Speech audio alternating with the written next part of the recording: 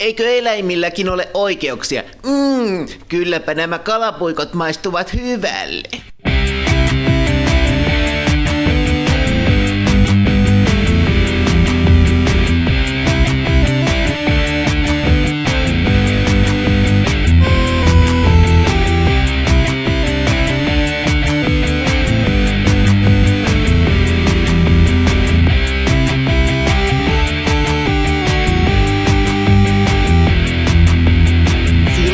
Valtameressä pyytää nöyrästi.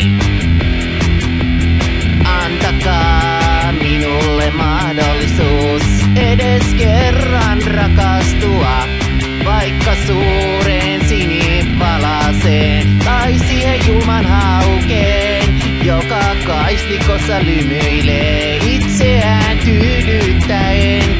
Oikeutta silakalle vielä kerran annetaan. Kalapuikkona meidän pöytään ravintolassa kannetaan.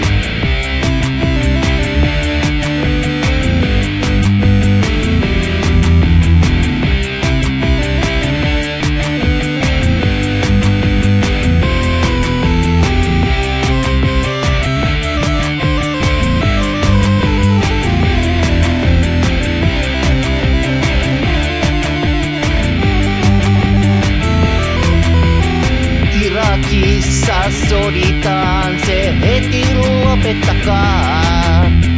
Silakka huutaa, mutta kuuleeko kukaan?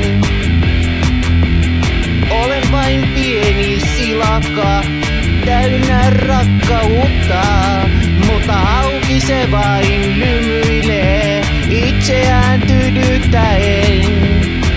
Oikeutta silakalle ja rakkautta maailmaan, sillä myöskin silakalla on oikeus rakastaa.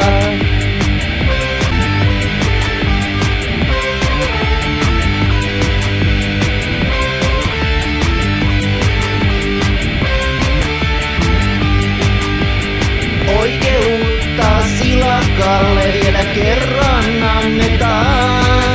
Kalapuikkona se meidän pöytä ravintolassa kannetaan. Äiti, mitä se tarkoittaa, kun hauki tyydyttää itseään kaislikossa?